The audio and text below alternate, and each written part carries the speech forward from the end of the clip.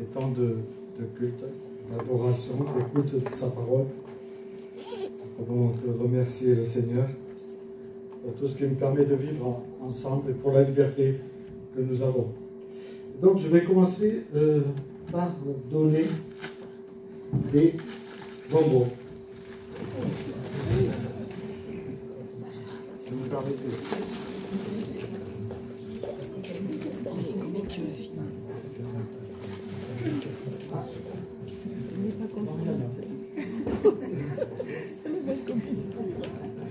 Soyez pas conformistes.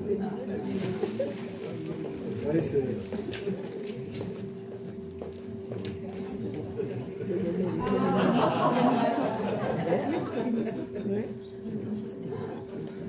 Moi, je ne vais pas faire le tour pour tout le monde. Mais je suis généreux ce matin.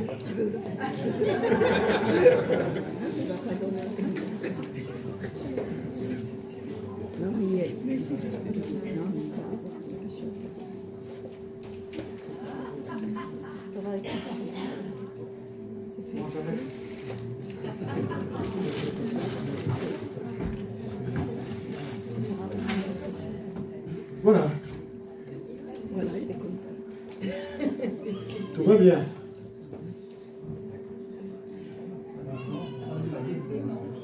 Un peu de papier, hein, s'il vous plaît.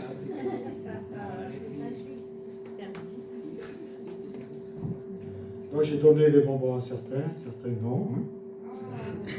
Vous avez pu le remarquer. Vous avez pu m'apprécier aussi dans ce geste. Certains m'ont apprécié, d'autres m'ont moins apprécié. Mais l'idée c'est, qu'est-ce que vous avez ressenti? Le fait que je donne à l'un, pas à l'autre. C'est pas juste. Et certains peut-être ont murmuré. Ouais, c'est blague. Comment ça? On nous saoulait avec. Est-ce qu'il a fait pour provoquer? On peut se poser la question. Vous pouvez vous la poser. Mais ce que je vous invite, c'est à lire un passage de Matthieu 20, au chapitre 20, et nous lirons les premiers versets jusqu'au verset 16. Et vous comprendrez peut-être davantage. Voici en effet à quoi ressemble le royaume de Dieu. Un propriétaire sort de bonne heure afin d'embaucher des ouvriers pour travailler dans son vignoble. Il convient avec chacun d'eux de leur donner un salaire, c'est-à-dire une pièce d'argent pour la journée, puis il les envoie travailler dans sa vigne.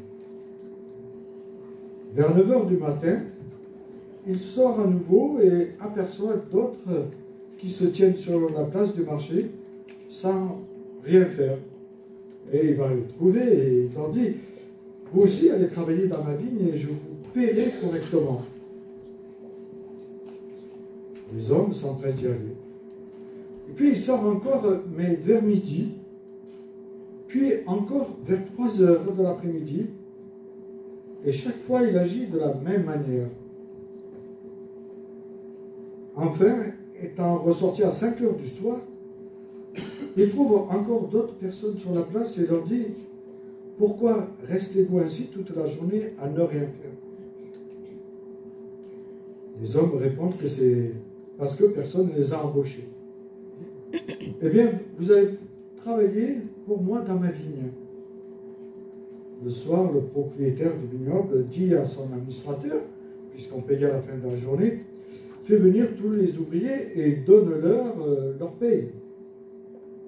Bien sûr, mais tu commenceras par ceux qui ont été engagés les derniers pour finir par les premiers. Les ouvriers embauchés à 5 h du soir se présentent d'abord et touchent chacun une pièce d'argent. Puis vient le tour des premiers engagés.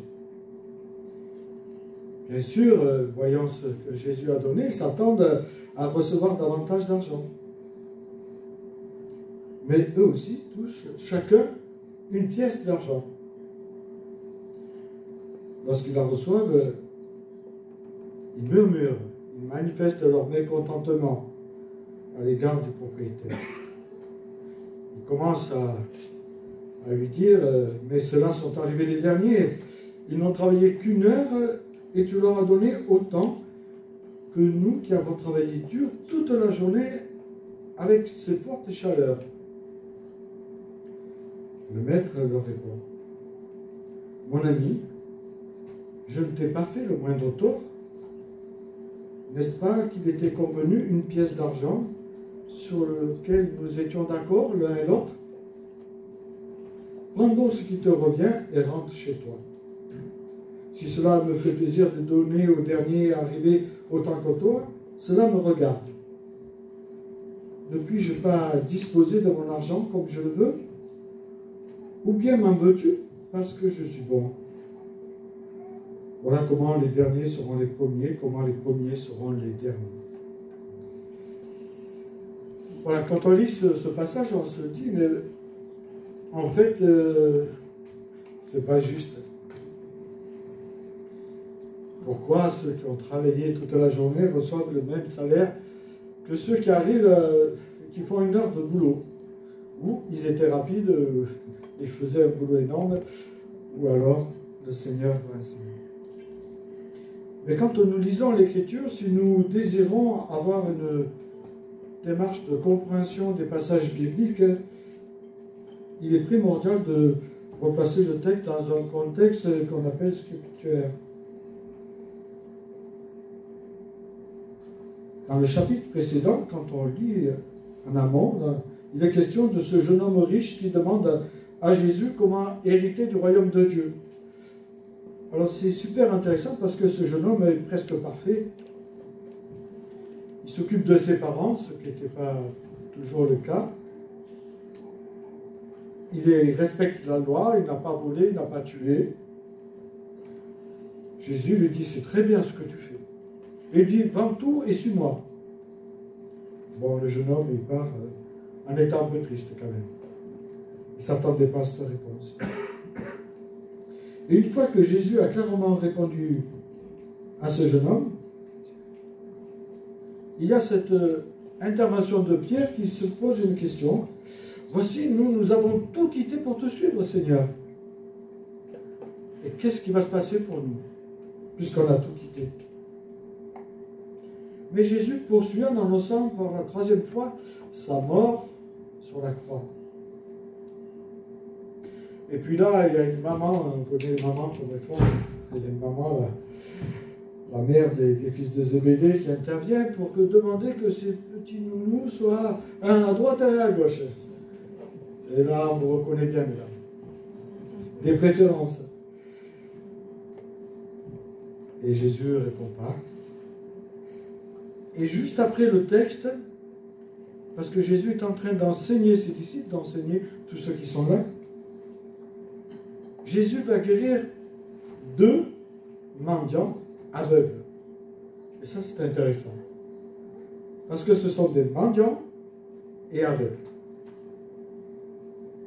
Alors bien sûr, ce passage, en principe, il nous est, pour la plupart d'entre nous, assez familier, mais il reste quelque part déstabilisant. À première vue, on pourrait dire que Dieu est injuste, parce qu'il accorde la même récompense à ceux qui bossent un peu que ceux qui bossent une heure et ceux qui bossent beaucoup. Et comme les premiers ouvriers de la parabole, nous pouvons nous demander si vraiment le maître du domaine est insensible à l'effort qu'ont fait ces personnes-là, qui ont travaillé toute la journée au soleil. Vous savez, il y avait quelqu'un qui disait « travailler plus pour... » Ça vous a marqué. Mais comment se fait-il qu'ils traitent de la même manière ceux qui sont arrivés en dernier? On peut se poser la question.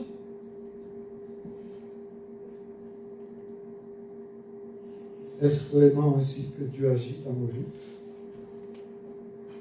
Est-ce bien cette image de Dieu que la parabole cherche à nous transmettre, le Dieu qui donnerait autant à l'un qui n'a rien fait comme à l'autre qui a tout fait? Dieu serait-il ou resterait-il quelque part injuste à nos yeux? le même salaire, on conçoit que ce n'est pas logique. En tout cas pour moi, peut-être pour vous que c'est logique.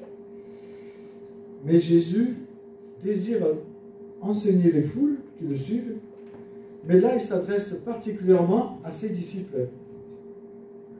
Et rappelez-vous, ces disciples, ils ont tout vendu. Ils ont tout laissé. Mais certainement qu'ils avaient peut-être un peu comme nous du mal à comprendre, ou comme moi, ce que signifiait répondre à son appel. Et dans Luc 14, au verset 22 à 30, il est question de calculer la dépense. Avant de suivre Jésus, il faut calculer la dépense. Un peu comme avant de se marier. Et c'est intéressant parce que Jésus ne fait pas de pression sur nous. Il nous dit de calculer. Est-ce que tu veux bien me suivre? Est-ce que tu comprends l'engagement qu'il va y avoir? Et je trouve ça très intéressant. Jésus ne nous surprend pas, ou il n'y a pas des choses qu'on pourrait dire qu'il ne nous avait pas dit. Mais si on se souvient comment tout a commencé pour eux, pour les disciples, qui avaient tous un boulot quand même, un travail. Et ils quittent Jésus sur une simple parole. Toi, suis-moi. Quitte le travail. Pardon. Tu as dit, il quitte Jésus. Ah, pardon. Ils suivent, excusez-moi. Merci. Je vois qu'il y en a qui suivent. Je aura droit à un stop tour. Mais vous avez remarqué, c'est des stop tours. C'est pour stopper peut-être les murmures qu'il y aurait eu en certains. Mais je donnerai à la fin. Voilà. Merci.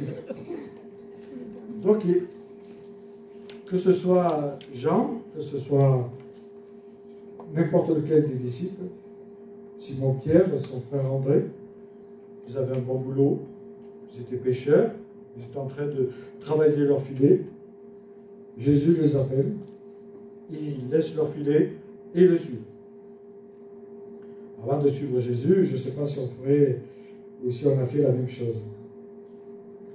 Et puis il y a cet homme qui avait une bonne situation, collecteur d'impôts, donc il gagne bien sa vie. Là aussi, Jésus s'arrête, il parle, il dit toi suis-moi, et il laisse tout.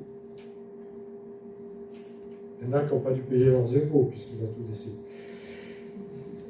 Donc, et on pourrait continuer comme ça avec tous les disciples qui le suivaient de près, en tout cas, qui étaient proches de lui.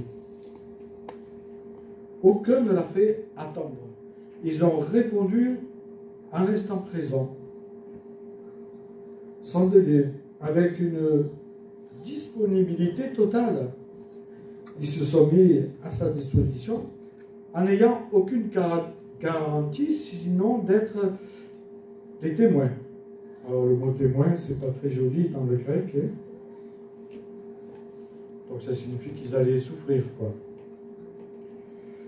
Et je trouve intéressant qu'ils n'ont pas dit, mais attends un peu, je vais m'occuper de ranger les filets, ou l'autre, je vais prendre quelqu'un pour me remplacer pour les impôts. Non.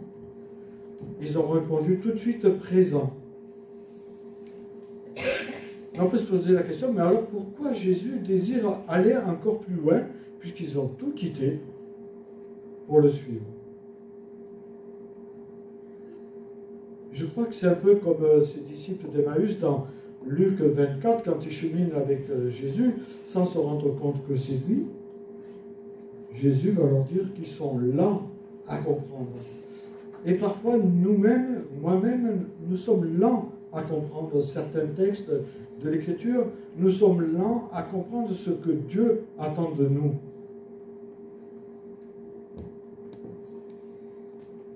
Il veut, je le crois, les conduire encore plus loin.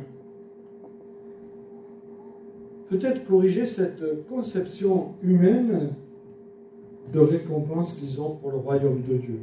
Et on voit que ce n'était pas très clair pour eux. Puisqu'ils avaient tout quitté, en fait, la maman demande une bonne place, quoi. C'est normal, quoi. Ils ont tout quitté, eux. Ils désirent les conduire à réaliser que le royaume de Dieu ne se mérite pas. Selon cette logique humaine qu'on pourrait avoir, mais qui dépend de la grâce seule, comme dit l'apôtre Paul dans Ephésiens, que c'est par la grâce que nous sommes sauvés. C'est le moyen de la foi. Et rien d'autre, c'est pas parce que nous-mêmes, nous sommes des gens bien.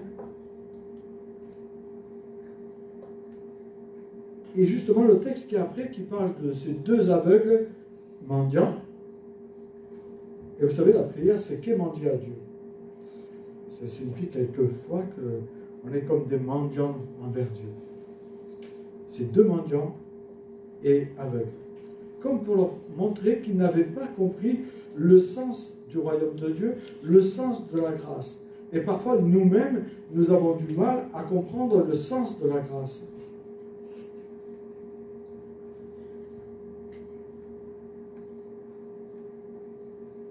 Nous avons du mal à comprendre ce que la croix. Quand Jésus dit que les premiers seront les derniers, c'est pour ça qu'il y a rarement des gens au premier banc dans les églises. La semaine prochaine, vous vous mettrez devant. La croix, c'est quiconque croit en Christ. Et c'est un présent que Dieu emploie pour chacun de nous à la vie éternelle. Vous savez, la grâce, ce n'est pas comptabiliser nos efforts, comme on peut le faire dans certaines religions, où on pèse ses efforts. Et puis après, à la fin, on se retrouve devant le Créateur et il nous dit, ah oui, oula, pèse pas lourd, toi. Allez, dehors. Non, la grâce, c'est autre chose. La grâce, elle nous est offerte, un cadeau. La grâce peut nous dérouter de cette justice que nous avons empreinte dans notre mémoire. Rudolf Hess, à la direction du parti des nazis, bras droit de, malheureusement, je dis de Hitler, a été emprisonné dans une cellule de 6 mètres carrés pendant 46 ans. Pour ce qu'il avait fait, crime contre l'humanité. Donc, jusqu'à l'âge de 93 ans. On l'a retrouvé pendu. Alors, il y a beaucoup d'idées qui sont parties là-dessus, que certains l'auraient pendu, etc. Mais de 86 à 87, il a été justement visité par un aumônier que je connaissais, que je connais, il n'est pas décédé encore, Michel Roerich, qui a été un de ses témoins de ses confessions. Juste avant, il y avait Charles Gabel, de 77 à 86, un Français, mais qui parlait bien allemand. Et donc, pendant toutes ces années de prison, cet homme a dit que ce qu'il avait fait, ça avait honoré le peuple allemand. On se dit, il avait un problème psychiatrique. Donc, on l'a analysé. Mais non, tout allait bien. Il était tout à fait équilibré. Mais persuadé que ce qu'il avait fait, c'était bien. Mais à force d'être visité jour après jour, en fait, c'était une fois par mois qu'il avait droit à une visite. Donc, je peux vous dire que ça n'a pas dû être simple pour lui. Donc, on pensait qu'il perdait un peu la raison, parce qu'il continuait à persévérer. Et puis, à force d'être visité par les aumôniers, un jour, Michel discute avec lui, et il s'écroule, il demande pardon. Et il reçoit Christ dans sa vie. Une semaine après, on l'a retrouvé pendu. Donc, on ne sait pas trop si c'est vraiment lui qui s'est pendu ou si on l'a pendu. Mais là, on se demande quelle image de Dieu ont eu, peut-être, je ne sais pas, ses enfants ou ses petits-enfants, quand ils ont appris que cet homme avait été gracié par Dieu. C'était un monstre de cruauté. Il a accompli l'inimaginable. À leurs yeux, est-ce que Dieu semblait-il juste? Et à nos yeux, est-ce que Dieu est juste de gracier un monstre comme ça? Moi, je me pose des questions, en tout cas. Peut-être que vous vous en posez pas, vous direz, c'est normal, vous êtes très cartésien. Mais moi, je me pose des questions. Dieu serait-il injuste? Ou bien est-ce plutôt que sa justice nous échappe, nous dépasse, et même nous dérange, arrive à nous déranger? Parce qu'elle nous déroute.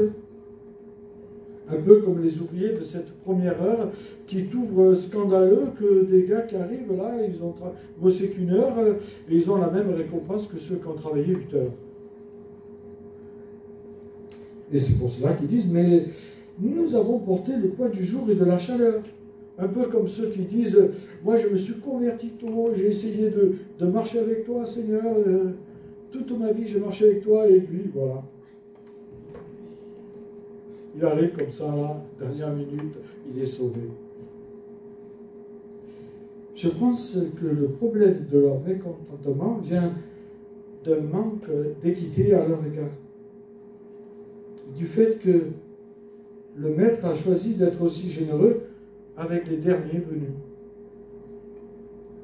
Les premiers ouvriers portent sur les autres, on pourrait dire, un regard jaloux, un regard qui compare et comparatif, inquiet que Dieu puisse donner des récompenses. Parce que eux, ils paraissaient mieux que ce gars, on pourrait dire. Nous paraissons mieux que Rudolf Hess. Pourtant, l'Écriture est très claire. Tous ont péché, sont privés de la gloire de Dieu. Donc on est tous dans cette mine. Alors on peut être au début de la mine, mais au fond. Vous savez, dans les mines, il y avait ceux qui étaient dans le trou de la mine, à 10 mètres, puis ceux qui étaient au fond. Mais qu'on soit à 10 mètres ou 100 mètres, ou 500, c'est la même chose, on est dans le trou. Et c'est un peu ça. Nous sommes tous pécheurs. Sommes-nous vraiment prêts à accepter que Dieu accorde sa grâce à des gens qui ont vécu si loin de lui, à des gens qui ont eu une vie de débauche, qui ont été violents, qui ont eu même une indifférence avec lui et même lui ont craché dessus? Acceptons-nous vraiment qu'un homme qui a commis des atrocités soit accueilli dans le royaume de Dieu simplement parce qu'il se tourne vers lui à la veille de sa mort? Pouvons-nous croire que celui qui a été fidèle toute sa vie partage la même chose que celui qui a découvert Dieu aux derniers instants de sa vie? Je dirais qu'il y a une grâce privilégiée pour ceux qui se convertissent tôt quand même. Parce qu'il y a des bénédictions qui bénéficient avant sans s'en rendre compte, certainement. Mais il y a une grâce. Et puis dans la Bible, il est question de couronne. Mais j'en parle pas aujourd'hui. Moi, j'aimerais avoir une belle couronne. J'espère que vous aussi. Il y en a qui ont, moi, ça n'a pas besoin de couronne. Mais moi aussi, j'ai besoin de couronne. Mais on peut se poser la question, Dieu serait-il injuste en accordant sa grâce aux brigands sur la croix? 2 brigands. Ce n'est pas des saints, c'est des meurtriers certainement. Jésus est au milieu, il insulte et tous les deux l'insultent, la même chose au départ. Et puis à un moment donné, l'autre il prend conscience. Et Jésus lui dit, aujourd'hui tu seras avec moi dans le paradis. Et pourquoi pas l'autre? Pour nous, c'est justice, dit-il, car nous méritons ce que nos crimes ont mérité. Et parfois, dans notre vie, nous voyons que Dieu bénit ou appelle des gens que nous n'aurions jamais choisis. Quand on pense à l'apôtre Paul, ça n'aurait pas été mon choix en tout cas. Le gars, il persécute les chrétiens, quoi, il en tue, il les emprisonne, et Dieu choisit cet homme-là. C'est pas très logique pour nous, en tout cas pour moi. Peut-être que pour vous c'est logique, mais pas pour moi. Il appelle David l'homme selon le cœur de Dieu, alors qu'on sait qu'il a fait des trucs impensables. il appelle Pierre, justement, à créer cette église de Jérusalem. Alors que Pierre l'a trahi, moi tu me trahis, c'est fini. Hein. Je vous l'ai dit. Je pardonne, mais bon, on arrête là. Oui, je crois que la grâce divine n'est pas logique pour nous. Mais Dieu n'est pas injuste. Il est souverain et donne selon sa bonté, non selon les mérites humains.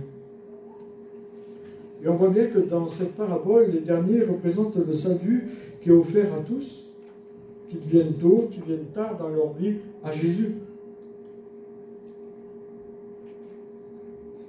La manière dont Dieu voit les choses n'a rien à voir avec ma manière de voir, avec peut-être votre manière de voir les choses. C'est pour ça qu'Ésaïe 55, verset 8, il dit « Mes pensées ne sont pas vos pensées, et mes voix ne sont pas vos voix. Autant les cieux sont élevés au-dessus de la terre, autant mes voix sont élevées au-dessus des voix, et mes pensées au-dessus de vos pensées. » Et l'apôtre Paul reprendra aussi cette parole qui est très forte et qui nous amène à réfléchir sur la grâce de Dieu dans l'épître aux Romains, au chapitre 5 de Romains. Il dit « Je fais grâce à qui je veux faire grâce. J'ai pitié de qui je veux avoir pitié. Cela dépend non dit de la volonté de l'homme, ni de ses efforts, mais de Dieu qui fait grâce. » Voilà. Et nous avons juste simplement à dire Amen. Oui, en tout cas, on peut aussi se rappeler que Dieu appelle à toute heure. C'est, pour moi, en tout cas, un bel encouragement à prier avec persévérance et patience pour ceux et celles que je porte dans mon cœur, que je chéris dans mon cœur. Et les autres, mes ennemis. Est-ce que nous prions pour nos ennemis pour qu'ils rencontrent le Christ? Si vous regardez, ou si vous avez le document sur l'Église persécutée, vous remarquerez qu'ils prient pour que leurs bourreaux se convertissent. On se dit, mais ils devraient prier pour avoir moins de souffrances, pour que Dieu les bénisse, pour qu'ils mangent bien, etc. Les 99 fois que je lis, c'est pour que leurs persécuteurs trouvent la grâce. Donc c'est une invitation pour nous aussi à prier pour ceux que nous n'aimons pas. Je vous demande pas la liste, je pense que vous l'avez, et qu'elle est secrète, gardez-la bien. Mais pensez à prier quand même, c'est important. Parce que Dieu peut transformer quiconque. Et c'est ça la grâce, quoi. Dieu va chercher des hommes au fond d'un trou, et il les relève, et il les met sur son trône. Parce qu'ils deviennent ses enfants. Pas parce qu'ils méritent quoi que ce soit. On ne mérite rien si ce n'est que d'être séparés de Dieu. Mais parce qu'à la croix, il a tout accompli, alors nous avons cette possibilité d'être et de devenir ses enfants. De pouvoir proclamer, si je quitte cette terre, je suis sûr que je serai auprès de Dieu. Et j'espère que chacun de vous ici présent pensez la même chose. Si demain vous quittez cette terre, il faut que vous soyez sûr d'être auprès de Dieu. Pas peut-être, ou ouais, je ne sais pas, on verra peut-être que hier j'ai fait quelque chose de mal. Ou... Non. L'Esprit de Dieu, Romains 8, nous dit, atteste à notre esprit que nous sommes ses enfants.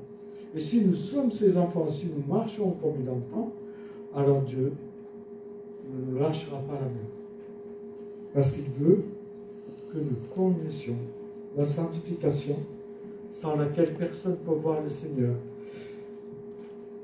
Donc pour Dieu, aucune personne n'est jamais trop loin. Aucune personne n'est trop abîmée. Aucune personne n'est trop âgée ou trop marquée par le péché pour répondre à son appel. Vous savez, souvent on se dit, ouais, ça c'est pas possible. Et justement, Jésus a repris ses disciples. Mais à Dieu, tout est possible. Et Dieu est un Dieu qui surprend, en tout cas pour ma part, me surprend régulièrement. Pour lui, il n'est jamais trop tard pour qu'une âme vienne reconnaître le mal qu'elle a fait, se repentir et marcher avec lui. Son amour dépasse nos limites humaines. Dieu, encore aujourd'hui, continue d'appeler et continuera d'appeler jusqu'à la dernière heure avant son retour. Et je crois personnellement que sa grâce peut toucher encore des cœurs, même les cœurs les plus endurcis. Et surtout au seuil de la mort.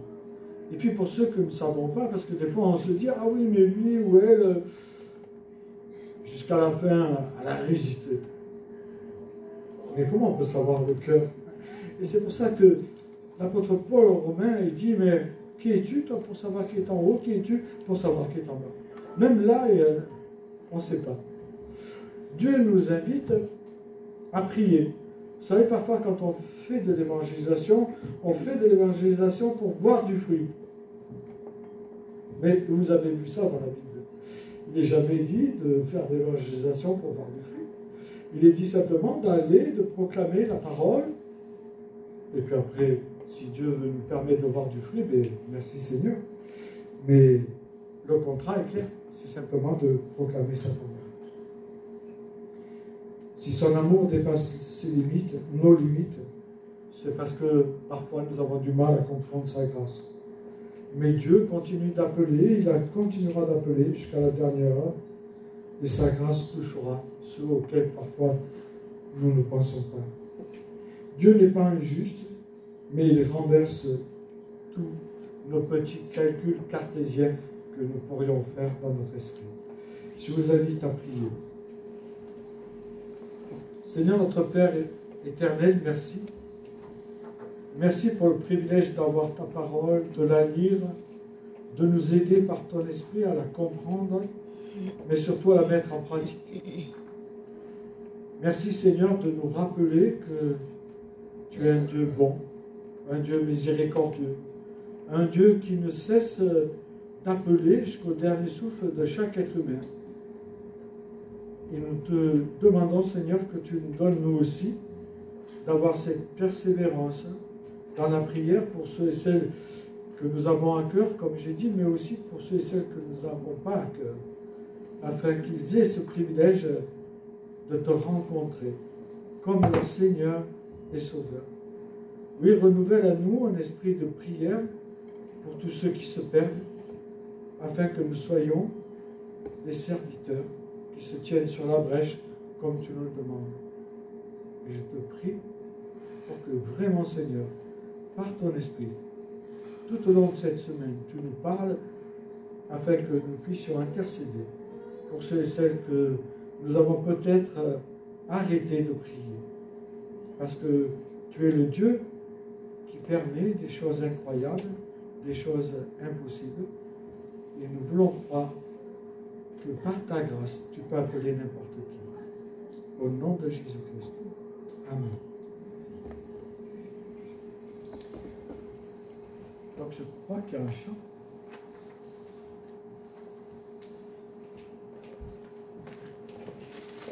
Pour ceux qui étaient peut-être en rentrée tout à l'heure, les moments c'est stop tout. Stop tout. Donc vous pouvez en choisir. Voilà, il y en a pour tous, normalement.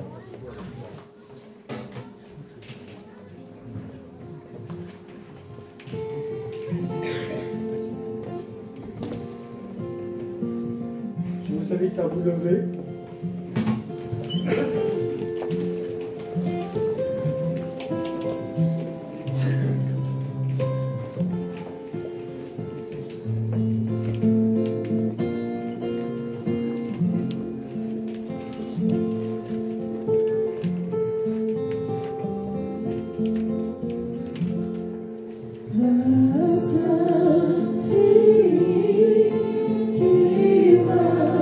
So